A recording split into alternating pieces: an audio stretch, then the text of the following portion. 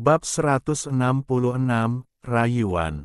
Mungkinkah kerangka punya emosi? Simu tiba-tiba berpikir, tetapi ia segera menggelengkan kepalanya, menyingkirkan pikiran absurd ini dan fokus pada urusannya. Jauh di dalam gua ini terdapat seekor binatang buas yang kuat.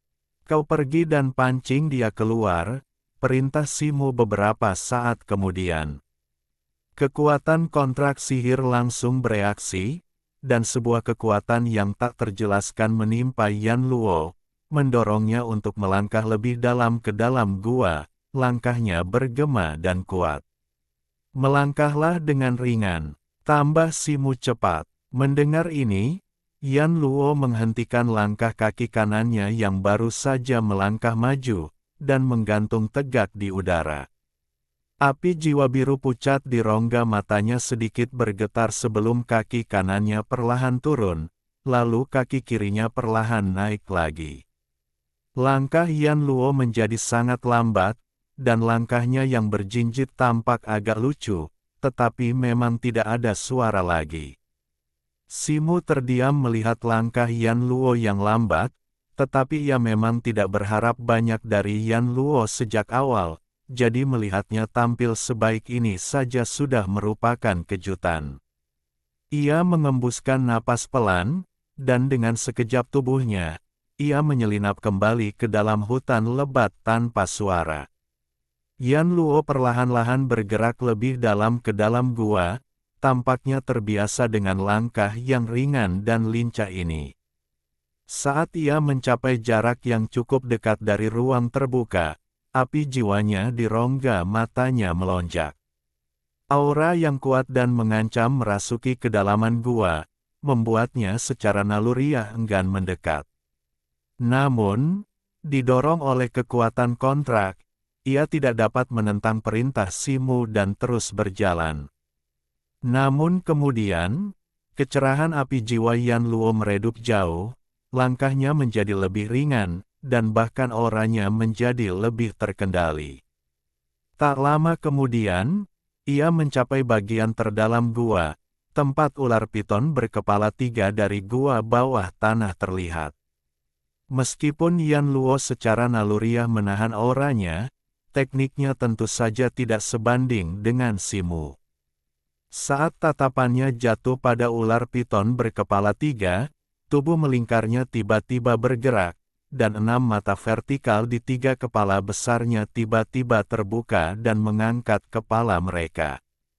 Kepala ular-ular itu berputar, dan 6 tatapan dingin langsung tertuju pada Yan Luo. Yan Luo membeku sesaat, tetapi kemudian api jiwa berkobar di rongga matanya, dan tanpa ragu, ia berbalik dan melarikan diri ke arah yang ditujunya. Gerakannya tiba-tiba menjadi sangat lincah. Saat ia berbalik untuk melarikan diri, seberkas cahaya hitam melesat di udara seperti kilat, menghantam keras tempat ia berdiri.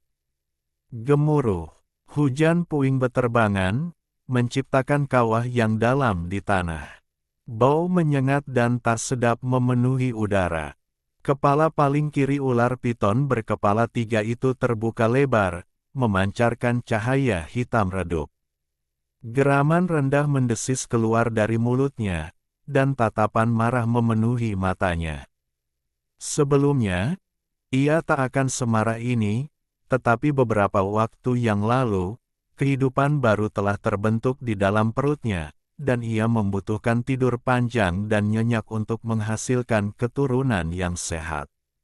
Seseorang berani menyerbu wilayahnya dan mengganggu tidurnya saat ini, tindakan yang sungguh tak termaafkan. Ular piton berkepala 3 itu mengayunkan tubuhnya yang besar ke kiri dan ke kanan. Tiba-tiba, ia berubah menjadi bayangan gelap, melesat ke udara, mengejar Yan Luo.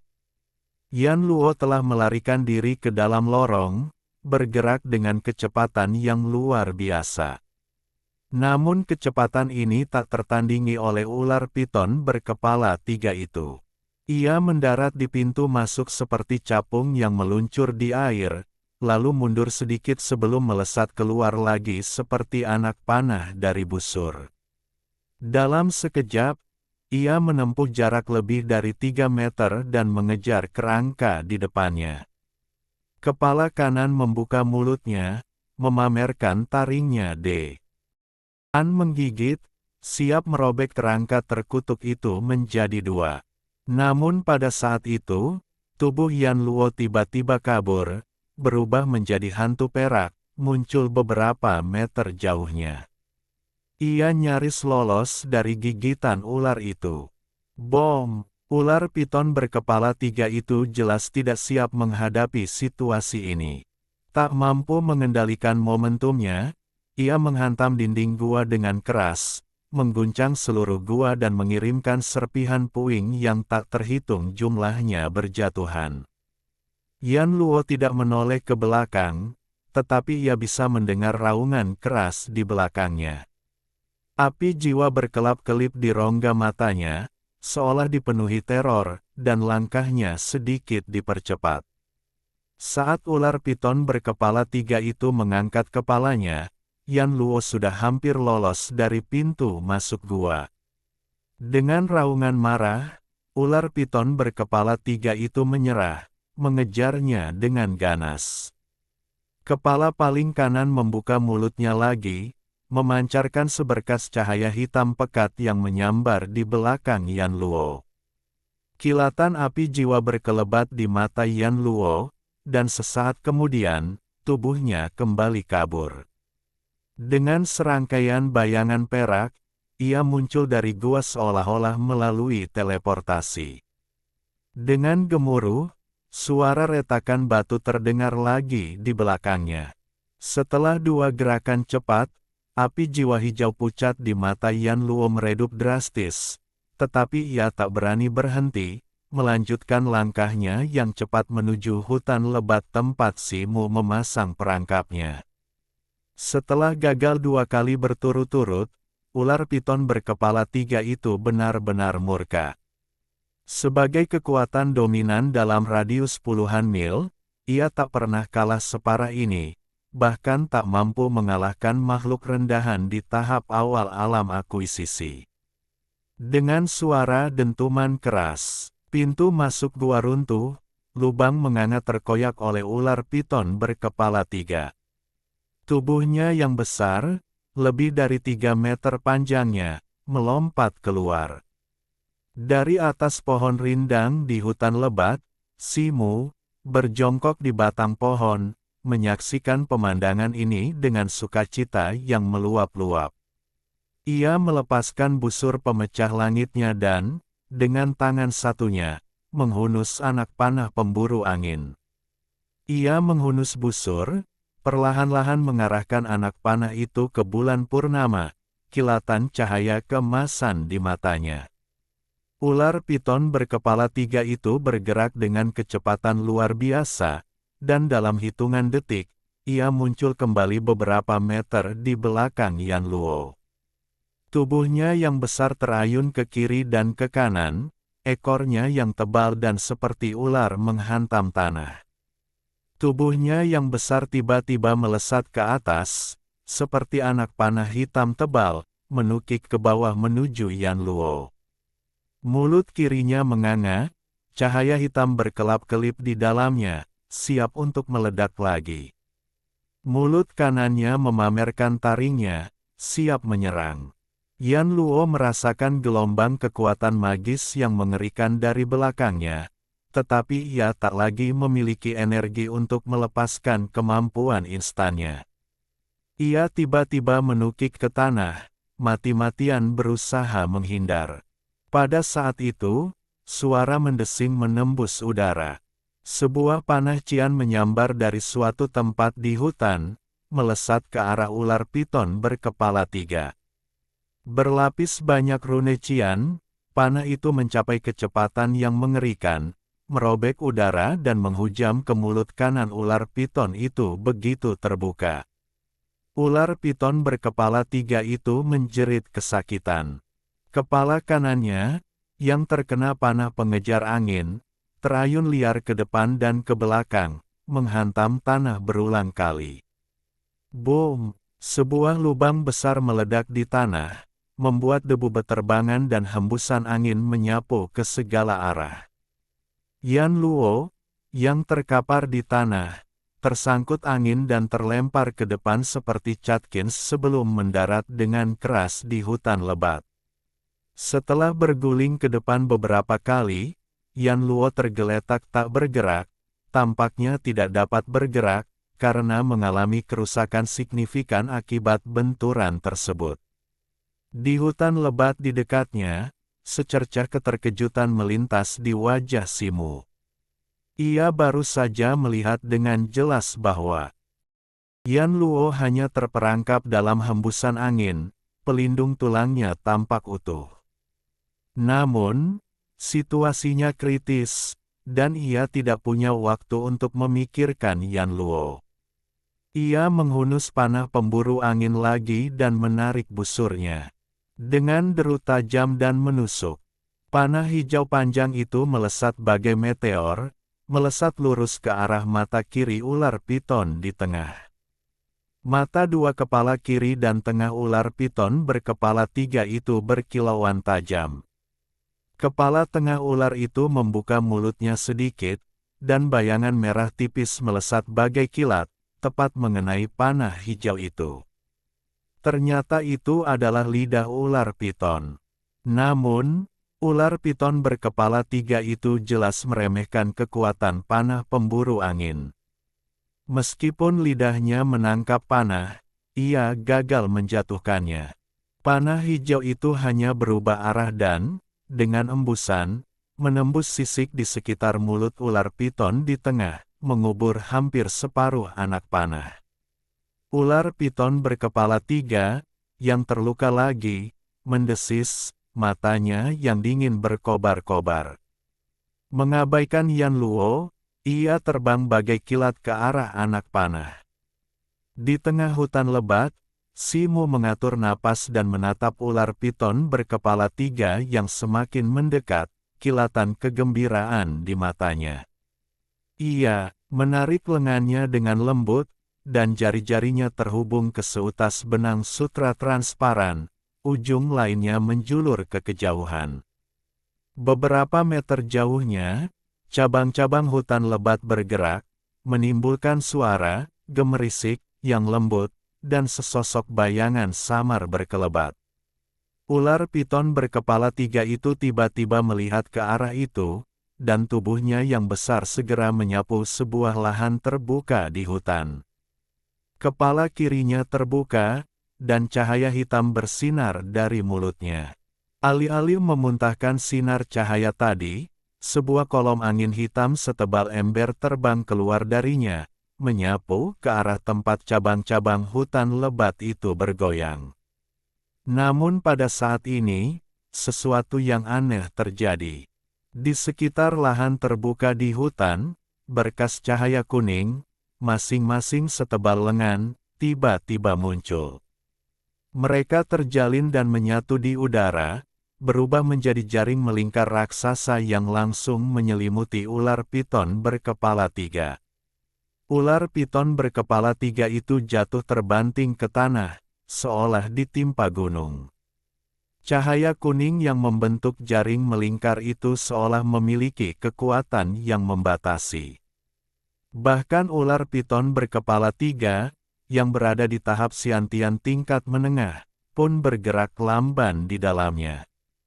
Di dalam hutan lebat, Simu menggumamkan sesuatu. Sebuah cakram kuning seukuran telapak tangan, terukir rune arai, melayang di hadapannya, berputar-putar dan memancarkan semburan cahaya kuning. Melihat ular piton berkepala tiga itu terkurung, ia berseri-seri kegirangan. Ia melompat, hendak bertindak. Namun saat itu, di dalam jaring melingkar, keenam mata vertikal ular piton berkepala tiga itu berkilau ganas. Tubuhnya yang besar berputar dengan hebat, dan aura hitam yang luas muncul dari permukaannya, menghantam berkas cahaya kuning di sekitarnya. Berkas cahaya kuning itu segera mulai bergoyang tak stabil, menunjukkan tanda-tanda runtuh. Di hutan lebat di dekatnya, Simu, terkejut, tiba-tiba berdiri dan melemparkan jimat biru, jimat yin dingin yang sama yang diberikan Putri Huo Wu kepadanya sebelum perjalanan mereka ke tanah terlarang. Jimat biru itu berkelebat di udara sebelum hancur. 7 atau 8 tentakel aquamarine, beberapa kaki panjangnya, muncul dan memanjang ke dalam sinar kuning, melilit erat ular piton berkepala 3, menahan gerakannya. Ular piton berkepala 3 itu meletus dalam kemarahan, tubuhnya melilit dengan keras. Kabut hitam yang memancar darinya langsung berlipat ganda kekuatannya, praktis mengeras menjadi massa padat. Itu menyerang pengekangan ganda tentakel biru dan cahaya kuning, memancarkan serangkaian suara teredam seperti drum. Bab 167, Perubahan yang mengejutkan. Jimat yin dingin, yang layak menjadi jimat tingkat menengah, sedikit bergetar di bawah kekuatan penuh ular piton berkepala 3, tetapi tentakel biru esnya tetap stabil, tidak menunjukkan tanda-tanda hancur. Mata Simu berbinar gembira, dan setelah beberapa kilatan, ia muncul di kanopi pohon raksasa di dekat tempat terbuka. Cahaya keemasan samar menyelimutinya. Itu adalah jimat sirah emas. Ia menatap ular piton berkepala 3 yang sedang meronta dan, tanpa ragu, melompat ke depan. Dari udara, ia tiba-tiba mengangkat lengannya, dan sebuah kantong kain seukuran kepalan tangan terbang keluar, terbang menuju kepala ular piton berkepala 3. Ular piton berkepala 3 itu tiba-tiba berdiri tegak, salah satu kepalanya menjulang setinggi beberapa kaki. Ia melotot tajam ke arah Simu, rahangnya menganga, cahaya hitam memancar darinya. Namun, Simu lebih cepat darinya. Dengan satu gerakan, sebuah bola api melesat keluar seperti meteor, menghantam kantong kain itu. Memanfaatkan hentakan bola api, Simu memanfaatkannya sebagai kekuatan, berputar di udara dan jatuh ke bawah.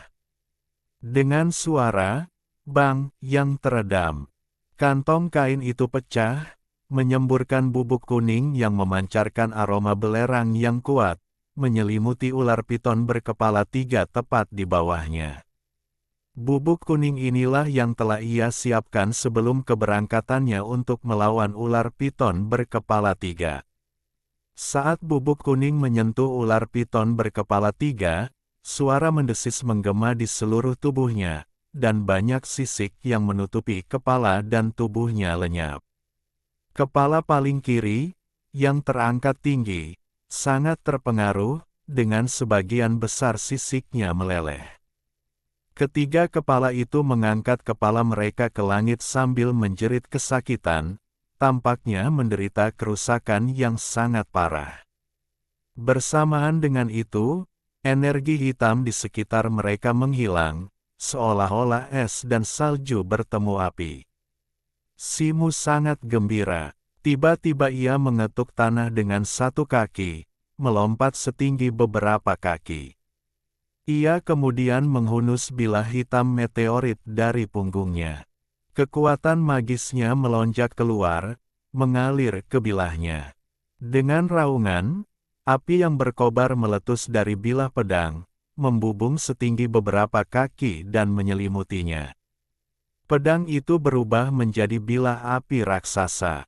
Potong, teriak Simu, dan bilah api itu berubah menjadi kilatan petir merah tua, menebas dengan ganas. Piton berkepala 3 itu ketakutan, tak mampu melawan. Ia melemparkan kepalanya ke samping, mencoba menghindar, tetapi tubuhnya terkekang oleh sinar cahaya kuning dan tentakelnya yang berubah dari jimat yin dingin, membatasi gerakannya dan mencegahnya menghindar. Bila api itu menghantam kepala kiri piton berkepala 3 dengan ganas di leher. Tanpa perlindungan sisiknya, garis darah terbentuk saat kepala ular raksasa itu terlepas dari tubuhnya dan terbang seperti batu besar yang hancur. Detik berikutnya, aliran darah ular yang panas dan berbau amis menyembur keluar dari leher piton berkepala 3 yang patah seperti air mancur, memercik kemana-mana. Simu, yang berdiri di dekatnya, basah kuyup dalam aliran darah merah tua yang tak berujung, langsung berubah menjadi genangan darah. Ia menyeka darah dari wajahnya, pedang api di tangannya bersinar semakin terang. Dengan jentikan pergelangan tangannya, pedang api itu berubah menjadi 13 bayangan bilah pedang yang identik, menciptakan awan api raksasa yang berputar-putar menuju 2 kepala ular yang tersisa. 2 kepala ular piton berkepala 3 lainnya membeku, seolah tak mampu bereaksi. Baru ketika bilah pedang api itu mencapai mereka, mereka tersadar. Raungan, kedua kepala ular itu mengeluarkan desisan dahsyat, seperti auman naga. Cahaya merah darah menyambar mata kepala di tengah, dan tubuhnya pun berubah menjadi merah darah. Secepat kilat, ia membuka mulutnya dan menggigit salah satu bilah pedang. Bilah pedang, yang tadinya imajiner, menjadi nyata, dan ular piton berkepala 3 itu menggenggamnya erat-erat, tak gentar oleh api.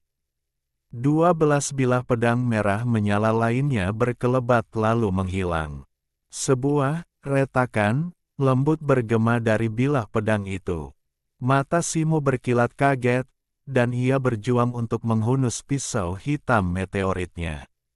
Sayangnya, kekuatannya yang dibanggakan bagaikan seekor semut yang mencoba menggoyangkan pohon melawan ular piton Xiantian tingkat menengah. Kepala kanan ular piton berkepala 3 itu memancarkan cahaya merah menyala. Ia mencoba berbalik dan menggigit Simu, tetapi ditahan oleh tentakel biru es yang diubah oleh jimat yin dingin.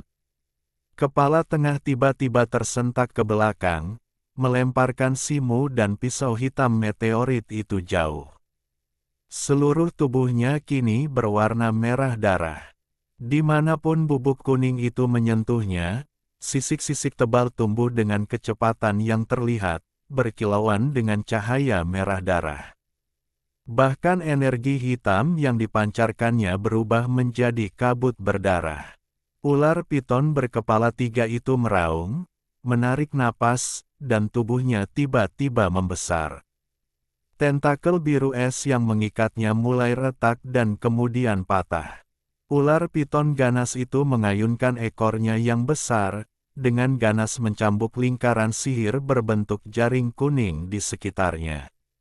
Sinar cahaya yang membentuk jaring kuning itu pecah dengan suara berderak, larut menjadi kunang-kunang kuning kecil yang lenyap tanpa jejak. Lebih dari 3 meter jauhnya, Simu berjuang untuk berdiri. Wajahnya langsung memucat melihat pemandangan di depannya. Bahkan karakternya yang biasanya teguh pun tak kuasa menahan diri untuk meringis. Meskipun ular piton ganas itu terluka parah, terbebas dari belenggunya, ia bukanlah tandingannya, dan melarikan diri akan sulit. Ular piton berkepala 3 itu menoleh ke arah Simu, matanya berkobar ganas. Dengan putaran tubuhnya yang besar, ia menciptakan hembusan angin kencang dan menukik ke arahnya lebih cepat daripada angin. Jantung Simu berdebar kencang, dan ia menghentakkan kakinya ke tanah, membuatnya terdorong mundur. Pada saat yang sama, kilatan cahaya biru muncul di tangannya, memperlihatkan sebuah manik bundar seukuran ibu jari. Itu adalah manik kerang pemberian Xiangsu. 3 titik cahaya biru melayang di dalamnya, memancarkan cahaya redup. Ia telah memeriksa ketiga titik cahaya biru ini dengan indera spiritualnya. Ketiganya adalah mantra atribut air yang tersegel di dalam manik dupa. Simu mengangkat tangannya, dan manik bundar di tangannya memancarkan cahaya biru cemerlang. Sesaat kemudian, 3 bola cahaya biru melesat keluar dari manik itu, berputar di udara sebelum berubah menjadi hamparan cahaya biru yang luas. Seketika, 3 dinding es, setinggi beberapa kaki dan setebal 1 kaki, terbentuk di hadapannya. Setelah itu, Simu segera berbalik dan melarikan diri. Ular piton ganas berkepala 3 itu telah terlepas dari segala belenggu dan terpaksa mundur. Bang! Bang! Bang! Ekor ular raksasa itu menghantam dinding es, menghancurkannya satu demi satu, hancur berkeping-keping menjadi awan pecahan es yang berhamburan ke segala arah. Ketiga dinding es itu ternyata tak mampu menandingi ular piton berkepala 3 itu. Wajah Simu menggelap. Sebelum ia sempat berbalik, sebuah bayangan hitam raksasa, disertai desisan angin yang berbau busuk, menyerbu ke arahnya. Sesaat kemudian, ekor raksasa ular piton berkepala 3 itu telah mencambuknya. Darah mengucur deras dari mulut Simu, dan ia terlempar bagai karung, menghantam hutan lebat. Ia mematahkan banyak pohon sebelum akhirnya berhenti. Ia tergeletak di tanah, darah mengucur deras dari mulutnya, lengan kirinya tertekuk dengan sudut yang aneh. Selain lengannya, banyak tulang lain di tubuhnya juga patah. Jika bukan karena latihan seni wujud surgawi prajna dan seni transformasi kera iblis kekuatan agung, yang membuat tubuhnya jauh lebih kuat daripada manusia biasa, ditambah 3 dinding es sebagai penyangga, tubuhnya pasti sudah hancur berkeping-keping oleh pukulan ini. Simu tak lagi merasakan sakit. Tubuhnya hampir lumpuh, dan energi kehidupannya terkuras dengan cepat. Aku masih belum memenuhi janjiku. Ia menertawakan dirinya sendiri dalam hati. Boom! Hutan lebat di sekitarnya tersapu angin kencang, dan ular piton ganas berkepala 3 itu mengejar tanpa ampun, menatap Simu yang terbaring di tanah dan sekarat. Kedua pasang mata ular itu penuh dengan keganasan, dan tak ada tanda-tanda belas kasihan. Ia membuka mulutnya lebar-lebar, dan seberkas cahaya merah darah setebal ember melesat keluar dan mengenai Simu. Simu tak bisa menggerakkan jari-jarinya, dan menyaksikan seberkas cahaya itu melesat ke arahnya. Pada saat ini, sosok di depannya berkelebat, dan sesosok berdiri di depannya. Itu adalah Yan Luo. Pada saat ini, mata Yan Luo berkilat dengan api jiwa biru muda, dan menghadapi seberkas cahaya merah darah itu, ia memancarkan cahaya yang luar biasa terang. Tak ada niat untuk mundur.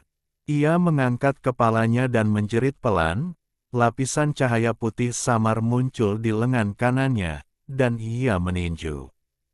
Terdengar suara, bang, yang teredam. Setelah disambar sinar merah darah, tubuh Yan Luo terasa seperti dihantam palu godam, membuatnya terpental seperti layang-layang yang talinya putus. Seluruh tubuhnya hancur di udara, hanya menyisakan sebagian kecil tubuhnya yang terguling berat ke dalam hutan lebat, hidup atau matinya tak menentu. Yan Luo menangkis sebagian besar sinar merah darah, tetapi sebagian kecil masih mengenai Simu. Simu sekali lagi terpental, mendarat di sebuah lahan terbuka di hutan. Darah membasahi tubuhnya, cahaya di matanya hampir sepenuhnya menghilang.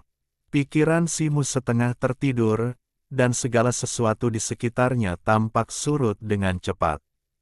Waktu tiba-tiba melambat. Ular piton berkepala 3 yang menukik turun tampak sangat jauh, mendekat dengan kecepatan siput, aumannya yang ganas nyaris tak terdengar. Dalam penglihatan tepinya, ia seolah melihat bulan yang terang, yang sebelumnya tertutup awan gelap, perlahan muncul. Saat berikutnya, cahaya perak samar bersinar dari bulan, menyinari Simu. Pada saat itu, suara berderak terpancar dari benak Simu, dan butiran kristal yang kini seukuran kacang kapri tiba-tiba pecah, berubah menjadi bulan purnama yang menyala-nyala. Gelombang energi murni yang kuat mengalir ke dalam tubuh Simu, membuatnya gemetar. Kesadarannya yang samar tiba-tiba menjadi jernih. Meskipun sadar, ia segera menyadari bahwa ia telah kehilangan kendali atas tubuhnya. Getaran aneh terpancar dari Simu, dan titik-titik cahaya yang tak terhitung jumlahnya muncul di tengah cahaya bulan keperakan. Detik berikutnya, titik-titik cahaya yang tak terhitung jumlahnya jatuh dari langit, menyatu menjadi hujan cahaya keperakan yang luas, seperti galaksi bintang yang berjatuhan, menyatu ke dalam tubuh Simu. Pemandangan itu hampir identik dengan teknik menelan bulan yang ia praktikkan dalam mimpinya, meskipun belum pernah sebelumnya ia menyerap esensi cahaya bulan sebanyak itu. Saat esensi cahaya bulan yang tak terhitung jumlahnya menyatu ke dalam tubuh Simu, banyak lukanya sembuh dengan cepat, dan bahkan tulang yang patah pun otomatis sembuh. Lebih jauh lagi, gelombang panas tiba-tiba melonjak dari dalam darah Simu, mengalir deras melalui meridiannya. Bersamaan dengan panasnya, datanglah rasa sakit yang tajam, seolah-olah pisau yang tak terhitung jumlahnya mengiris meridiannya. Berderak, cahaya keperakan menyinari tubuh Simu, dan suara tulang yang patah dan berderak bergema dari lokasi yang tak terhitung jumlahnya di dalam tubuhnya. Kemudian, seolah-olah mengembang, tubuhnya mengembang dengan cepat, membengkak hingga ketinggian 20 hingga 30 kaki dalam sekejap. Otot-otot tebal dan kuat menggembung di dada, perut, dan anggota tubuhnya. Rambut perak panjang, tebal, dan tak terhitung jumlahnya tumbuh dari kulitnya, termasuk wajahnya. Gigi putih tajam tumbuh dari mulutnya, dan cakar yang panjang dan tajam tumbuh dari jari-jarinya. Dalam beberapa tarikan napas, Simu secara aneh berubah menjadi kera putih raksasa. Dia memukul dadanya dengan kedua tangan dan meraung ke langit. Bab 168 Pembantaian. Simu menatap pemandangan itu dengan takjub, tak mampu mengendalikan tubuhnya sama sekali. Perasaan itu seperti sesi latihan biasa dalam mimpi. Pada saat itu, dari hutan terdekat, sebuah lengan kerangka muncul dengan suara benturan, menghantam tanah. Sebuah tengkorak mengikutinya, rongga matanya berkilauan dengan api jiwa berwarna cian pucat. Itu adalah Yan Luo. Selain kepala dan lengan kanannya, yang terhubung oleh sebagian kecil tulang dadanya, seluruh tubuhnya telah hilang. Cahaya bulan mengalir di tubuhnya, memancarkan cahaya putih yang berkilauan. Yan Luo menatap kera putih yang telah diubah Simu, api jiwa berwarna cian pucat di rongga matanya tiba-tiba berdenyut hebat. Kemudian, sebuah pemandangan aneh terjadi. Yan Luo menopang dirinya dengan satu tangan, mulai merangkak menuju kera putih itu. Namun, kecepatannya lambat, butuh waktu lama untuk merangkak bahkan setengah meter. Baik ular piton berkepala 3, kera putih raksasa, maupun Simu tidak menyadari tindakan Yan Luo. Pada saat itu, ular piton berkepala 3 itu menukik turun dan berhenti beberapa meter dari kera raksasa itu. Secercah rasa takut dan ketidakpastian terpancar dari dua pasang mata ular di dua kepalanya yang tersisa. Kera putih itu kini memancarkan aura yang mengerikan, bahkan melampaui ular piton berkepala 3 dalam segala hal. Kera putih itu perlahan berbalik, matanya yang besar dan seperti lonceng menatap tajam ketiga ular piton itu. Raung! Kera putih itu memukul dadanya dengan kedua tangan, menendangkan kakinya, dan melompat ke atas, menerkam ketiga ular piton itu. Cakar-cakarnya yang tajam mencakar kepala di tengah. Ketiga ular piton itu tampak lengah oleh serangan mendadak kera itu, dan mereka terlambat beberapa saat. Meskipun mereka berhasil menghindari satu cakar, cakar lainnya masih mengenai kepala di tengah. 3 luka dalam langsung muncul di kepala ular piton itu, menghancurkan sisik-sisiknya yang tadinya kokoh dan menyebabkan darah mengucur.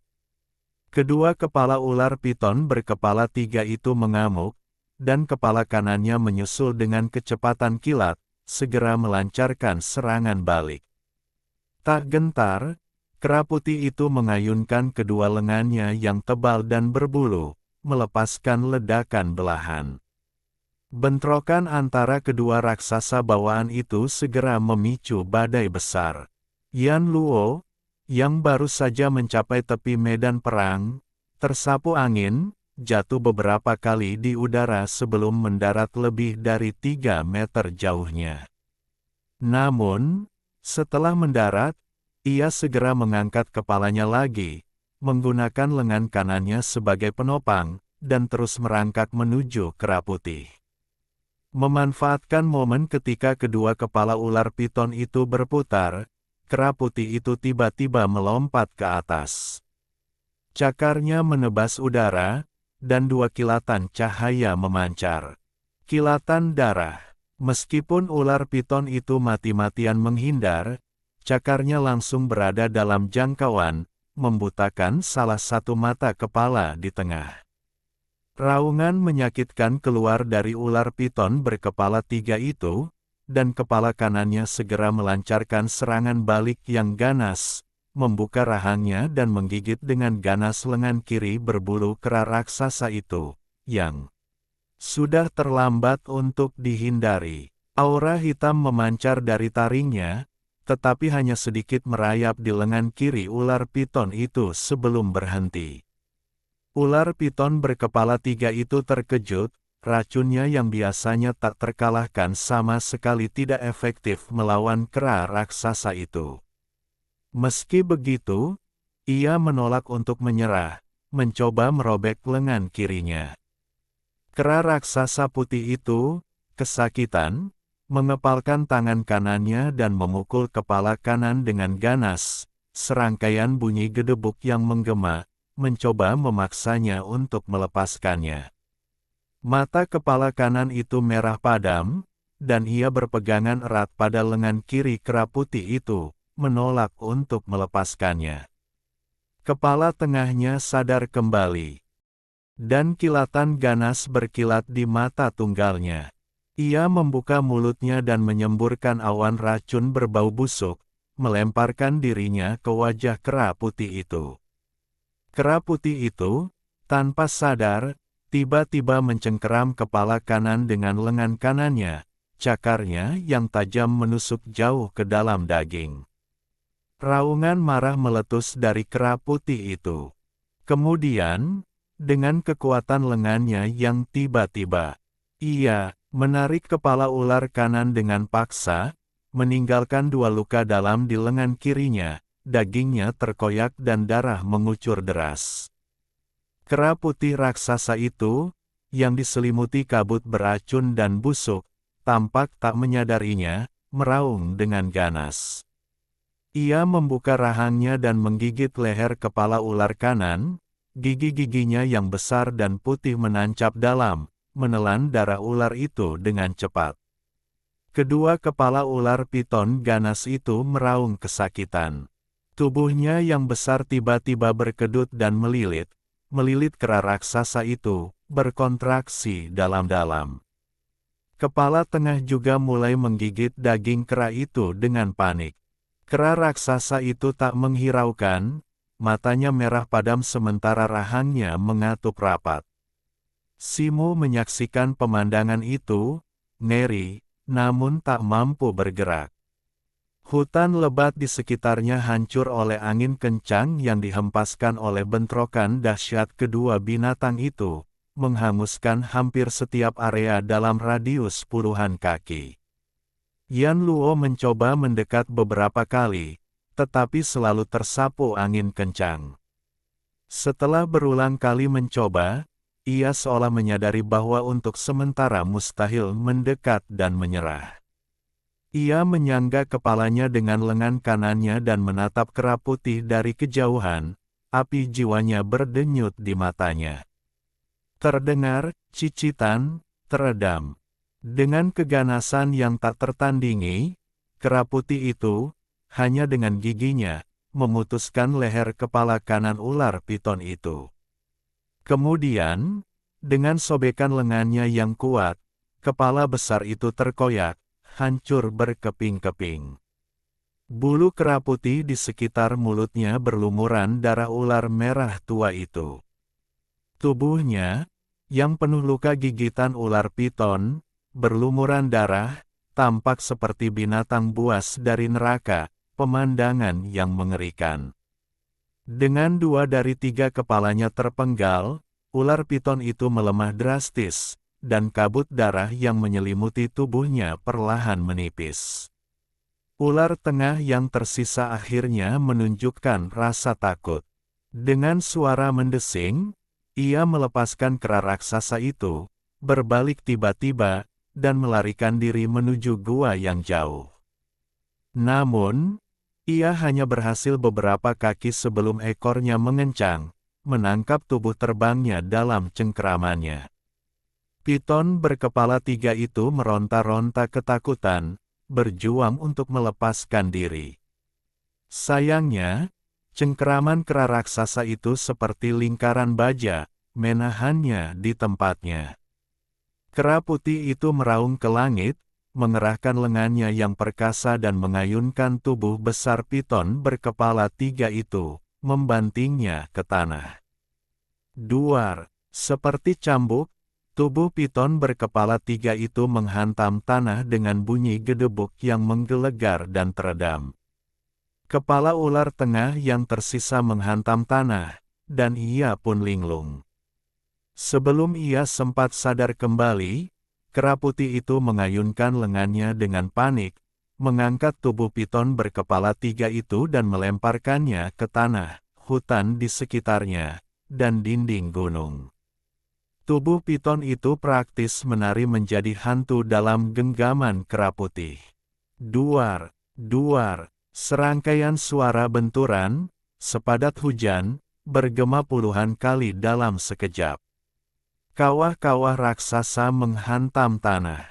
Hutan lebat dalam radius puluhan kaki hampir rata dengan tanah. Dinding gunung di dekatnya berlumuran darah ular, dan sisik-sisik ular berserakan di mana-mana, menciptakan bau darah yang tak tertahankan. Awalnya, ular piton berkepala 3 itu mencoba melawan. Namun, dengan setiap benturan keras, perlawanannya semakin melemah, hingga akhirnya tubuhnya lemas dan mati. Dengan suara, bang, yang menggelegar, kera raksasa putih itu mengayunkan lengannya. Tubuh ular piton itu anting ke sisi dinding gunung, meruntuhkan sebagian besar batu. Kepala ular itu langsung membentur dinding, tak mampu jatuh kembali.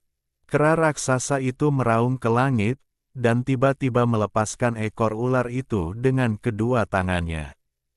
Dengan menggunakan tangan dan kakinya, ia melompat keluar bagai angin, muncul di depan dinding gunung dalam sekejap mata.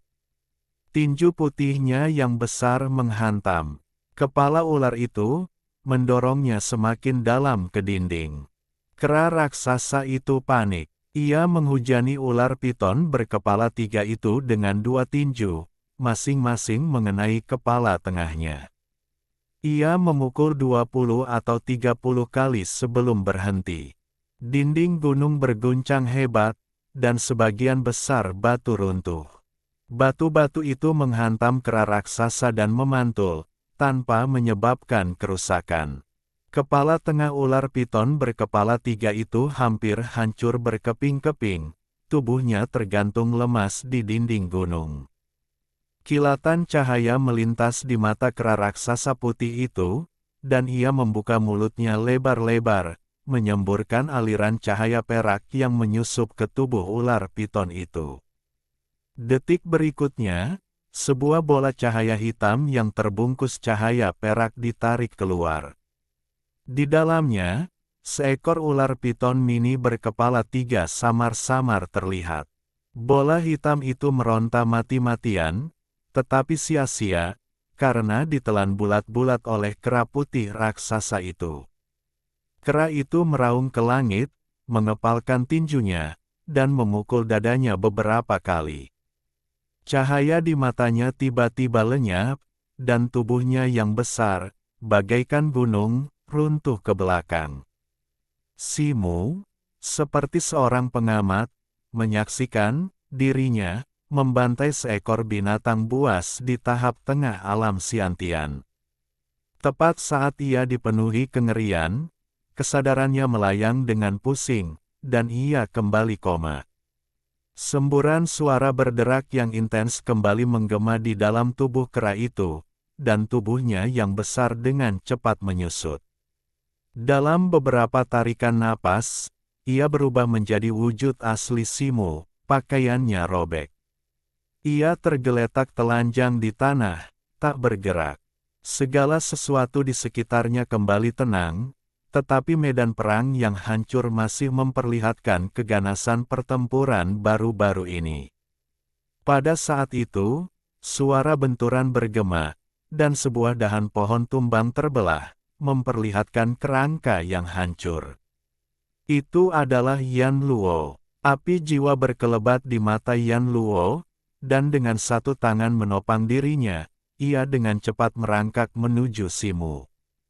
Sesaat kemudian, ia akhirnya sampai di sisi Simu. Ia menatap wajahnya, api jiwanya sedikit bergetar, seolah sedang memikirkan sesuatu. Setelah ragu sejenak, Yan Luo tiba-tiba mengangkat lengan kanannya, menyentuh wajah Simu dengan lembut, lalu segera menariknya kembali. Sedikit keraguan berkelebat dalam api jiwanya, dan setelah beberapa saat, api jiwa yang bergetar kembali normal. Pada saat itu, tatapan Yan Luo berkelebat, seolah merasakan sesuatu.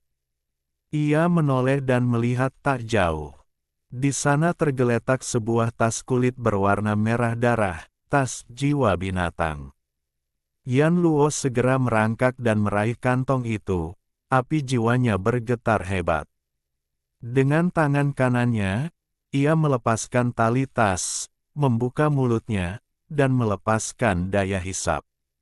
Bola-bola cahaya beterbangan keluar dari kantong jiwa binatang itu, bagaikan ikan paus yang menelan air, satu demi satu terbang ke dalam mulut Yan Luo dan ditelan.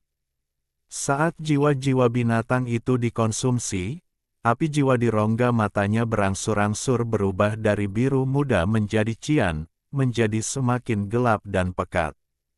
Butuh lebih dari selusin napas bagi Yan Luo untuk melahap habis jiwa-jiwa binatang di dalam kantong itu.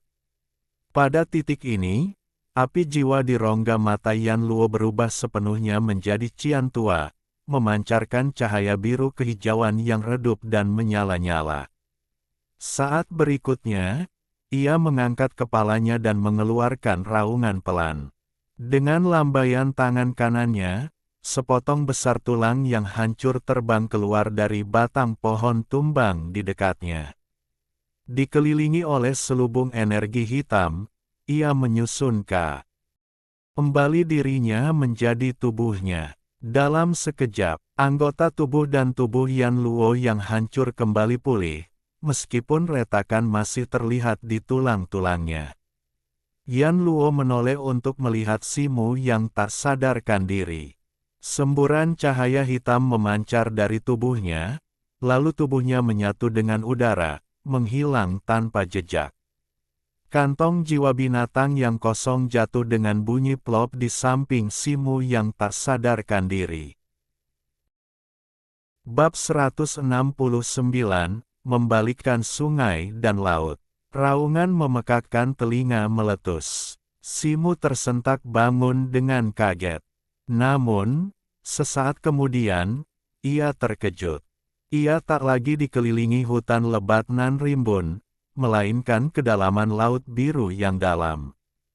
Rumput laut tumbuh samar di sekelilingnya, dan gunung-gunung bawah laut yang besar menjulang dan bergelombang, sesekali gelembung-gelembung muncul dari air.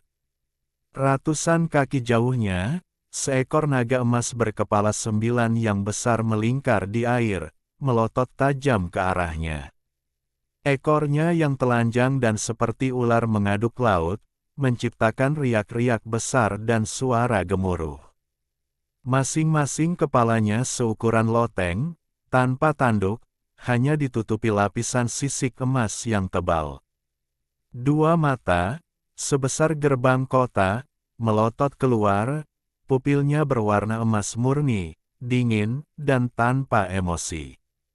Tubuhnya yang hampir 100 kaki panjangnya ditutupi sisik emas yang tak terhitung jumlahnya, masing-masing seukuran panel pintu. Namun, di beberapa tempat, sisik-sisik ini pecah dan berdarah, seolah tergores oleh senjata tajam. 9 kepalanya, yang besar naik turun, diselingi raungan yang memekakkan telinga. Tubuhnya yang besar menggeliat di air laut, 2 cakar emasnya, sepanjang beberapa kaki, muncul dan menghilang di bawah perutnya. Simu tercengang dengan apa yang dilihatnya. Bukankah dia berada di alam rahasia suku barbar?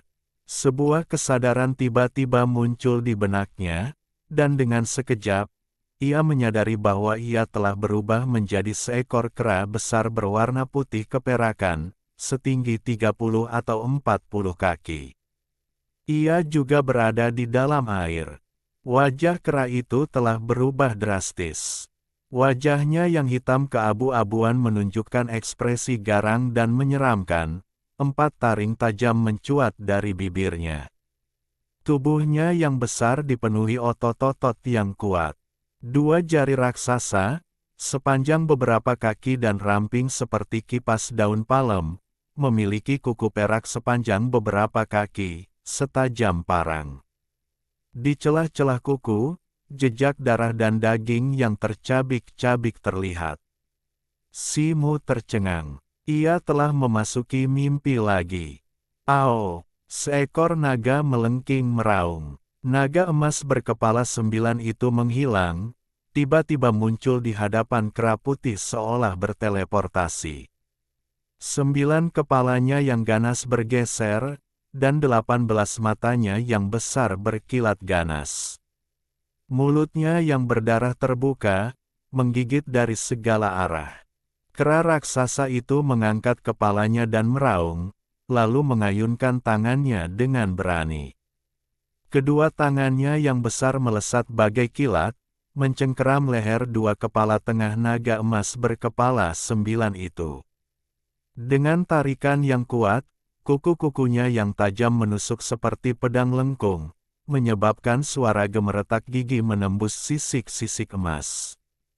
Puff, puff, suara bilah pedang yang menggigit daging bergema berulang kali. Kuku-kuku tajam kera raksasa itu menembus sisik-sisik emas dan menusuk tubuh naga emas berkepala 9 itu. Darah langsung menyembur ke laut, membuatnya berwarna merah tua. Namun, sisik-sisik emas itu mencegah kuku-kukunya menembus lebih dalam. 7 kepala naga emas berkepala 9 lainnya juga menggigit bahu, lengan, dan punggung kera raksasa itu, mencabik-cabiknya. Kera raksasa itu langsung berlumuran darah. Namun, cahaya perak redup menyelimuti tubuhnya, menyebabkan luka-lukanya membengkak dan bertunas, seolah-olah sembuh. Dengan demikian, naga emas berkepala 9 itu tidak dapat langsung menimbulkan kerusakan fatal. Kilatan ganas melintas di mata naga emas berkepala 9 itu, dan dengan putaran tubuhnya yang besar, wujudnya yang seperti ular segera melilit kera raksasa itu, dengan cepat mengikatnya erat. Tubuh naga emas berkepala 9 itu mulai menegang, dan kekuatan yang luar biasa dan dahsyat dengan cepat turun ke atas kera raksasa itu, wajahnya langsung berubah ungu dan merah. Raung, kera raksasa itu mengangkat kepalanya dan meraung ke udara. Cahaya perak tiba-tiba memancar dari tubuhnya, dan tubuhnya tiba-tiba membesar hampir setengahnya, dengan paksa melepaskan naga emas berkepala 9. Menghadapi kera putih seukuran gunung itu, naga emas berkepala 9 akhirnya menunjukkan sedikit rasa takut. Sebelum sempat bereaksi, kera itu menarik dengan kedua tangannya, melepaskan gelombang kekuatan yang mengerikan. Dengan desiran, kera itu merobek luka parah di leher dua kepala tengah naga emas berkepala 9. Semburan darah menyembur keluar, dan awan merah tua muncul di air laut. 7 kepala naga emas berkepala 9 lainnya menjerit kesakitan, dan tubuh mereka, yang terikat pada tubuh kera itu, menggeliat kesakitan, mencambuk tubuh kera itu. Tubuhnya yang hampir 100 kaki panjangnya berulang kali menghantam pegunungan dan bebatuan bawah laut di sekitarnya, menyebabkannya runtuh dan retak. Air laut yang bergolak dengan cepat membentuk pusaran raksasa. Gemuruh menggema di udara, dan pegunungan bawah laut di sekitarnya runtuh satu demi satu. Pusaran itu semakin membesar, hingga permukaan laut, yang radiusnya mencakup 100 mil, runtuh dengan keras, membentuk pusaran samudra yang tak terpahami. Raung, kera putih itu meraung lagi, dan dengan sobekan yang kuat, akhirnya ia merobek dua kepala tengah naga emas berkepala 9 hidup-hidup. Semburan darah menyembur keluar bagai air mancur, dan dalam sekejap mata, dasar laut berubah menjadi merah darah. 7 kepala naga emas berkepala 9 yang tersisa menjerit kesakitan, memutar tubuh mereka yang besar dan tiba-tiba berputar, berubah menjadi seberkas cahaya keemasan dan menghilang ke kejauhan dengan kecepatan yang mencengangkan. Kera raksasa putih itu membuka mulutnya yang berdarah dan mengambil salah satu kepala naga emas berkepala 9 itu, mengunyahnya sebentar, lalu menelannya. Ia dengan cepat menelan kepala yang lain, lalu mengecap bibirnya beberapa kali sebelum berubah menjadi seberkas cahaya perak dan mengejarnya. Kecepatannya jauh lebih cepat daripada cahaya keemasan itu. Puluhan ribu mil jauhnya, naga emas berkepala 9 itu sekali lagi disalib oleh kera putih itu. Setelah belasan ronde pertarungan, dua kepala lagi dicengkeram erat oleh cengkeraman kera raksasa yang seperti besi.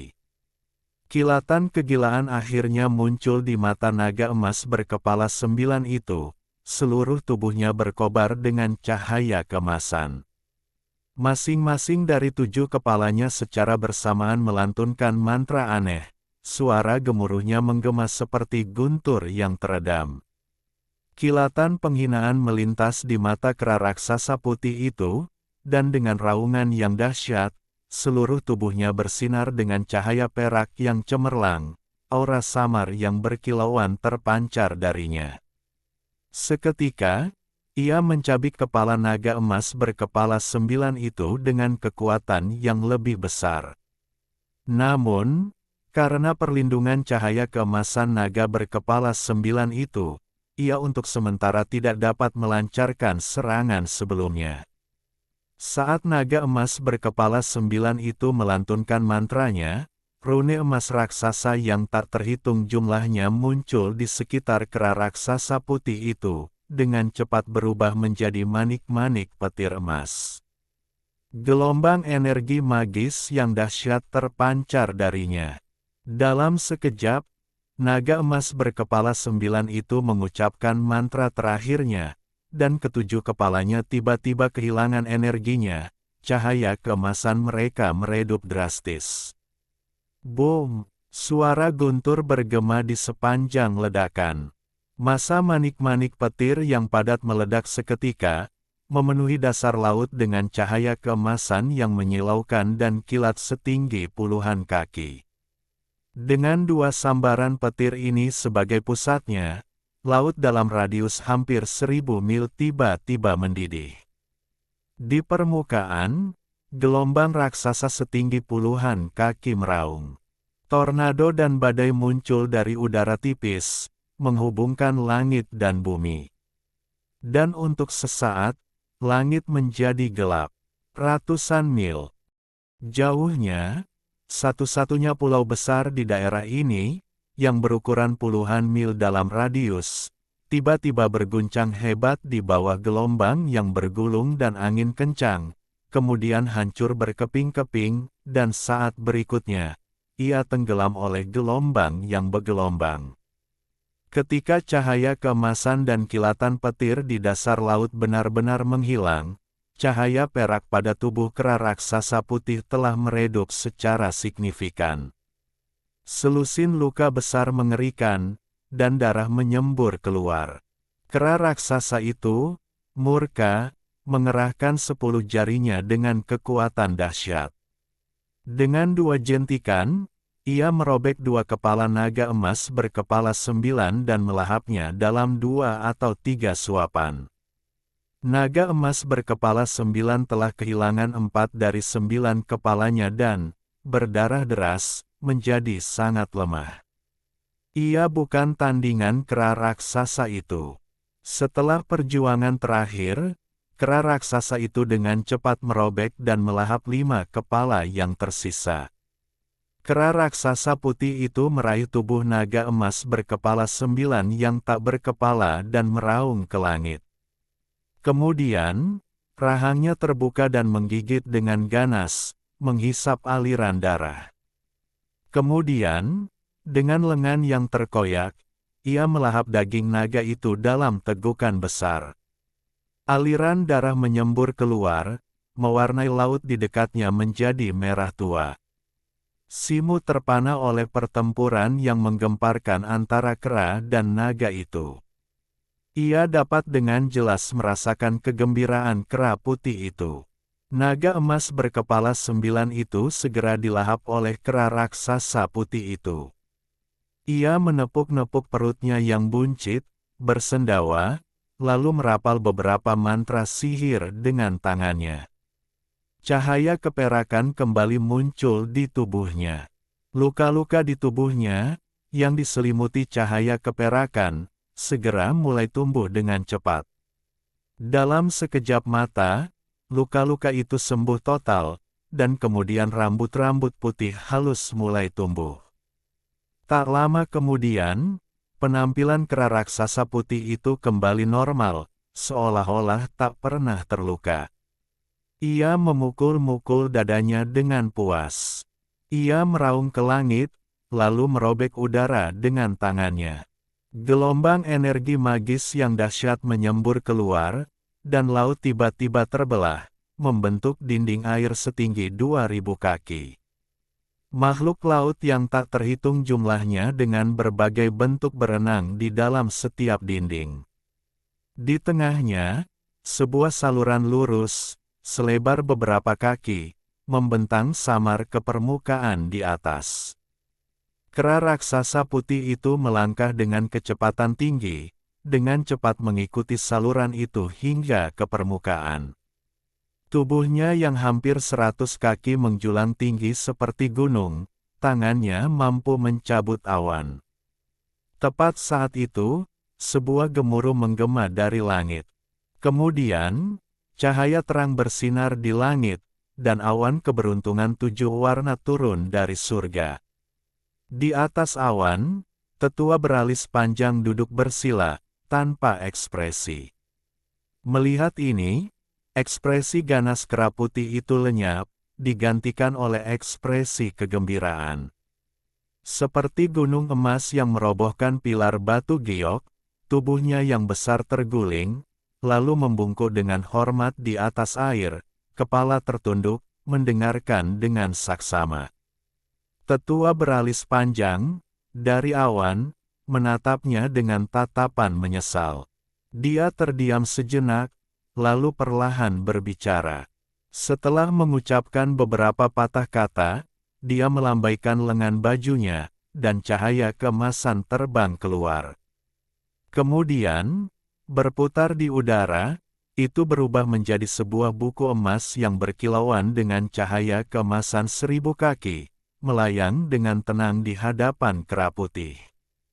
Tanpa menunggu jawaban, tetua beralis panjang itu, bersama awan keberuntungan di bawahnya, tiba-tiba berubah menjadi pelangi cahaya 7 warna, membubung tinggi ke langit dan menghilang di cakrawala dalam sekejap.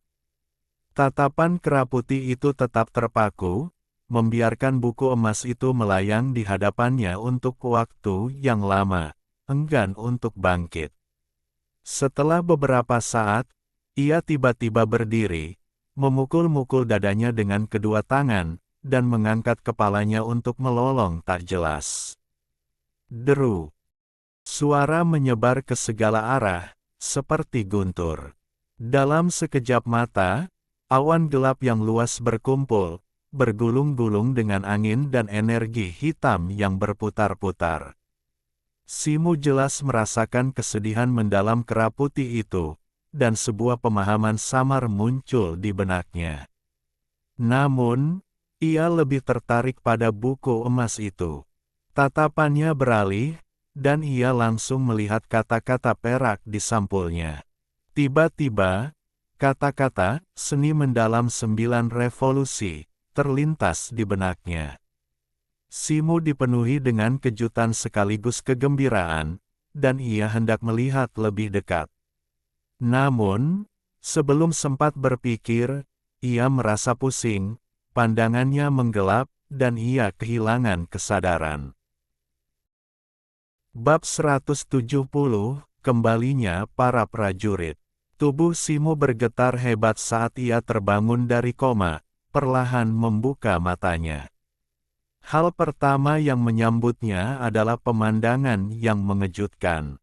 Bangkai ular piton berkepala 3, lebih dari 3 meter panjangnya, tergantung di tebing yang tenggelam dan hancur di seberangnya. Tubuhnya menyusut, lehernya kosong, dan kepala bagian tengahnya berlumuran darah. Bau darah yang menyengat memenuhi lubang hidungnya. Detik berikutnya, Simu merasakan pusing yang hebat. Ia menggelengkan kepalanya, dan baru kemudian ia merasa sedikit lega. Saat Simu sadar kembali, rasa dingin menjalar di hatinya, dan ia langsung teringat peristiwa-peristiwa pengalamannya yang kritis dan nyaris mati. Ia tiba-tiba berubah menjadi kera putih raksasa, mirip dengan yang ada dalam mimpinya, dan setelah pertempuran sengit, ia berhasil membunuh ular piton berkepala 3 itu. Namun, kera putih itu juga tampak mengalami luka parah di saat-saat terakhir. Dengan pikiran ini, ia segera bangkit dari tanah dan memeriksa tubuhnya, hanya untuk mendapati tubuhnya utuh, tanpa sedikit pun tanda-tanda cedera. Namun, seluruh tubuhnya terasa lemas dan lemah, seolah-olah baru sembuh dari penyakit serius. Yang mengejutkannya secara misterius adalah ki yang berenergi di dalam dantian dan meridiannya, perasaan penuh dan penuh yang samar, seolah-olah semut yang tak terhitung jumlahnya merayap di dalamnya, ketidaknyamanan yang tak terlukiskan. Lebih jauh lagi, panas yang membakar menggenang di perutnya, dan aliran ki terus mengalir darinya, mengalir melalui anggota tubuhnya dan berbagai meridian. Simu terkejut. Dia samar-samar menduga bahwa semua ini terkait dengan kera putih raksasa yang telah ditransformasikannya, dan bahwa panas di dalam dirinya pastilah esensi dari ular piton berkepala 3 yang telah dimakannya. Dia tak dapat menahan diri untuk mengingat mimpi di mana kera putih raksasa itu bertarung dengan naga emas berkepala 9, akhirnya melahap daging dan darahnya. Bahkan sekarang, keterkejutannya tetap mendalam. Sayangnya, dia tidak dapat segera memahami isi dari seni mendalam 9 revolusi, yang jelas memiliki asal-usul yang luar biasa. Tiba-tiba, sebuah pikiran terlintas di benaknya. Dia duduk bersila, memejamkan mata, dan memfokuskan pandangannya. Sesaat kemudian, ia membuka mata, alisnya berkerut. Kristal cahaya bulan, yang kini seukuran kacang kapri, yang telah lama tersimpan di benaknya memang lenyap. Mungkinkah transformasiku menjadi kera putih ada hubungannya dengan kristal cahaya bulan yang telah terkumpul lama ini? Simu bertanya-tanya, tetapi tidak ada cara untuk memastikannya saat ini, jadi ia harus mengurungkan niatnya untuk saat ini. Bagaimanapun, perubahan haluan ini berkat kera putih. Memikirkan kekuatan transformasinya yang luar biasa, ia merasakan campuran kegembiraan dan kekhawatiran. Kegembiraannya adalah kekuatannya meroket setelah berubah menjadi kera putih, memungkinkannya untuk membunuh binatang buas tingkat menengah alam Xiantian dengan tangan kosong. Namun, kekhawatirannya adalah, setelah berubah menjadi kera putih, ia kehilangan kendali atas dirinya sendiri, seolah-olah tubuhnya bukan lagi miliknya. Ngomong-ngomong, di mana Yan Luo? Ia samar-samar ingat bahwa Yan Luo ada di sana pada saat-saat terakhir. Tiba-tiba muncul di hadapannya, ia menerima pukulan mematikan itu. Ia yakin ia belum pernah memberi Yan Luo perintah seperti itu.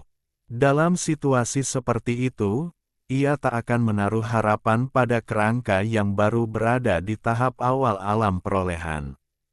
Namun, kerangka itu telah menyelamatkannya, dan Simu sangat tersentuh, sekaligus khawatir akan keselamatannya. Untungnya, ikatan halus dengan Yan Luo masih ada dalam kesadarannya, menunjukkan bahwa Yan Luo baik-baik saja, telah kembali ke alam kematian. Simu bingung. Dengan tindakan spontan Yan Luo untuk melindunginya, ia ingin memanggilnya untuk menyelidiki, tetapi sensasi geli menjalar di sekujur tubuhnya, membuatnya sulit berkonsentrasi. Ups! Aku hampir lupa. Simu tiba-tiba menepuk dahinya dan melompat berdiri. Ia telah bersusah payah memasuki tanah terlarang prajurit, mempertaruhkan nyawanya untuk memburu ular piton berkepala 3, semua itu demi tujuan akhir mendapatkan jiwanya untuk menekan kutukan. Ia samar-samar ingat bahwa kera putih itu, di saat-saat terakhir, telah mengekstrak jiwa binatang itu dan menelannya. Dengan cemas, ia segera menutup matanya kembali dan memfokuskan pandangannya. Akhirnya, di tengah panas terik perutnya, ia merasakan gumpalan udara hangat yang perlahan menggeliat, aura samar ular piton berkepala 3 terpancar darinya. Gembira, Simu buru-buru meraih kantong jiwa binatangnya dan mencoba menyerap jiwa-jiwa binatang tersebut. Namun, ketika ia menyentuh pinggangnya, ia tiba-tiba menyadari bahwa ia kini telanjang bulat dari pinggang ke bawah, dan kantong jiwa binatang itu tak terlihat. Ia melirik ke sekeliling, melihat pisau hitam meteorit dan bungkusan yang dibawanya berserakan di tanah. Tak jauh dari sana, di rerumputan, sebuah kantong kulit berwarna merah darah tergeletak lemas. Itu adalah kantong jiwa binatang. Simu gembira, lalu mengerutkan kening, samar-samar merasakan firasat buruk. Ia segera berjalan mendekat, mengambil kantong jiwa binatang itu, dan mengamatinya dengan indera spiritualnya. Ekspresinya langsung berubah muram. Semua jiwa binatang di dalam kantong jiwa binatangnya telah lenyap. Jika ia ingat dengan benar, setidaknya ada 10 jiwa binatang di tahap akhir alam perolehan, dengan lebih banyak lagi yang tak terhitung jumlahnya di tahap awal dan pertengahan.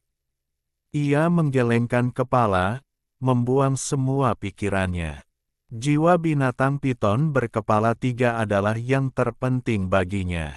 Ia mendekatkan kantong jiwa binatang itu ke bibirnya, dan dengan gelombang zenki di dalam dirinya, kantong itu bersinar redup, tiba-tiba menghasilkan daya hisap yang tak terlihat. Tak lama kemudian, sebuah bola hitam yang diselimuti cahaya perak terbang keluar dari tubuhnya. Di dalamnya, seekor piton ganas berkepala 3 mini terlihat samar-samar, masih menggeliat. Simu meningkatkan suntikan zenkinya, dan kantong jiwa binatang itu bersinar lebih terang, daya hisapnya meningkat drastis. Bola hitam bercahaya perak itu langsung menghilang ke dalam kantong. Melihat ini, Simu menghela napas lega, secercah kegembiraan akhirnya muncul di wajahnya. Ia dengan hati-hati mengencangkan kantong jiwa binatang itu kembali ke pinggangnya. Ia mengambil bungkusan itu dari tanah, mengeluarkan 1 set pakaian, dan mengenakannya. Ia kemudian mendekatkan pisau hitam itu ke matanya dan memeriksanya dengan saksama. Ia teringat suara retakan halus yang dihasilkan pisau hitam meteorit itu ketika digigit piton berkepala 3. Benar saja, ia menemukan 2 retakan kecil di bagian belakang bilahnya, tetapi itu tidak memengaruhi penggunaannya. Sepertinya ia harus kembali ke sekte dan meminta Zhao Ping untuk menempanya kembali. Melirik bangkai ular piton berkepala 3 di tebing tak jauh dari sana, Simu berjalan mendekat dan menggunakan pisau hitamnya untuk mengupas kulitnya, yang masih bersisik relatif utuh. Ia menggulungnya, membungkusnya dengan selembar kain, dan membawanya di punggungnya. Ia kemudian berbalik dan menuju gua tempat ular piton berkepala 3 itu berbaring, di luar hutan lebat. Simu segera menemukan tempat terbuka di mana ular piton itu pernah berbaring, duduk bersila, dan meletakkan pisau hitam meteorit di sampingnya. Ia memejamkan mata dan diam-diam melafalkan teknik prajna penampakan surgawi. Ia kemudian segera meminum pil penempat tulang, mengambil jurus 5 hati menghadap surgawi, dan mengaktifkan tingkat ke-7 teknik prajna penampakan surgawi. Kepenuhan dan pembengkakan dan Tian Sert. Meridiannya, ditambah dengan sensasi terbakar di perutnya, memberinya dorongan yang mendesak untuk berlatih, dan begitu memasuki gua, ia tak sabar. Ia sangat gembira karena teknik tingkat ke-7 tidak menemui hambatan sama sekali, sehingga ia dapat langsung berkultivasi dengan sukses. Berikutnya adalah tingkat ke-8, yang juga ia kuasai dalam 1 tarikan napas, berkat ki yang melimpah yang masih mengalir di dantian dan pembuluh darahnya. Setelah Simu menelan buah Qingming dan menghabiskan seharian penuh mengubah darah ular piton di perutnya menjadi qi, ia pun berhasil menguasai tingkat ke-9, tampaknya dengan mudah. Pada saat ini, pil penempat tulangnya juga habis. Hanya dalam 2 hari, Simu telah melompat dari seorang prajurit paskanatal tahap menengah menjadi seorang prajurit paskanatal tahap akhir. Kecepatan yang begitu mencengangkan. Dengan tambahan kekuatan 3 gajah dan berkah teknik kelahiran kembali, kekuatannya kini mendekati 10.000 kilogram, jauh melampaui rata-rata prajurit bawaan tahap awal. Seiring waktu, ia dapat mengolah 2 tingkat seni citra surgawi prajna yang tersisa dan melompat ke kesempurnaan agung alam paskanatal. Meskipun garis keturunan Simu membuat kemajuan ke alam bawaan jauh lebih sulit daripada orang biasa, ia percaya bahwa dengan teknik bawaan yang tepat dan 3 buah Azure Nether, ia dapat mencobanya. 2 hari kemudian, jauh di dalam gua, Simu duduk bersila dengan mata tertutup, mengatur napasnya, ketika tiba-tiba, cahaya merah bersinar dari pinggangnya. Ia segera membuka matanya dan mengeluarkan jimat giok bercahaya dari dadanya. Inilah jimat terlarang yang diberikan kepadanya beserta kantong jiwa binatang sebelum memasuki area terlarang. Akhirnya berakhir. Simu menghela napas lega, mengambil pisau hitam di sampingnya dan menyampirkan kantong kain berisi kulit ular di punggungnya. Ia kemudian menyalurkan ki batinnya ke dalam jimat giok tersebut. Semburan cahaya merah tiba-tiba memancar, membentuk lingkaran sihir merah tua berdiameter setengah meter yang menyelimuti tubuhnya. Sesaat kemudian, lingkaran sihir itu berkilat merah, dan sosok Simu lenyap. Sementara itu, di lembah di belakang Gunung Baima, tak jauh dari formasi batu melingkar, para pendeta dari 8 suku berdiri berkelompok 3 atau 4 orang di depan sebuah altar hitam, wajah mereka menatap cemas ke arahnya. Rune berkilauan di batu-batu persegi panjang itu, dan cahaya merah yang besar muncul, menyelimuti seluruh formasi. Waktu habis. Pendeta Agung, yang masih tampak rapuh dan tua, berbicara dengan tenang sebelum mengayunkan tongkatnya, yang menyerupai dahan layu. Ujung tongkat itu langsung bersinar merah, dan seberkas cahaya merah melesat keluar, menghilang ke tengah formasi batu dalam sekejap. Cahaya merah di dalam formasi batu itu terdistorsi dengan hebat. Detik berikutnya, sosok-sosok muncul darinya satu demi satu, bagaikan hujan deras. Tinggi mereka beragam, ada yang pendek, ada yang kuat, ada yang kurus. Melalui cahaya merah itu, samar-samar terlihat beberapa berlumuran darah, ada yang masih memegang senjata, dan ada yang bahkan terengah-engah. Mereka tak lain adalah para peserta ujian di tanah terlarang gerbang prajurit.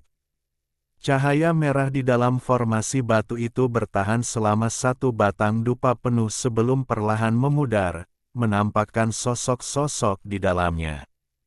Para pendeta di altar, yang menyaksikan pemandangan ini, tampak agak muram alih-alih senang. Ketika 8 suku memasuki tanah terlarang, terdapat lebih dari 100 individu, tetapi hanya sekitar 50 atau 60 yang muncul, yang berarti kira-kira setengahnya tetap di sana selamanya. Individu-individu ini adalah elit dari suku mereka masing-masing, dan kematian mereka merupakan kehilangan yang sangat besar bagi suku-suku tersebut. Meskipun tidak ada larangan tegas bagi para prajurit suku untuk terlibat dalam pertempuran. Hidup mati di wilayah terlarang, sebuah kesepakatan diam-diam telah dicapai antara yang buas dan yang jinak, untuk merampok jiwa binatang dan tidak membunuh. Selain itu, setiap suku sudah terbiasa dengan situasi di wilayah terlarang, sehingga secara umum, selama mereka tidak terlalu serakah atau gegabah, tidak akan ada bahaya bagi nyawa mereka. Dalam uji coba sebelumnya, tingkat kehilangan maksimal hanya sekitar 20%.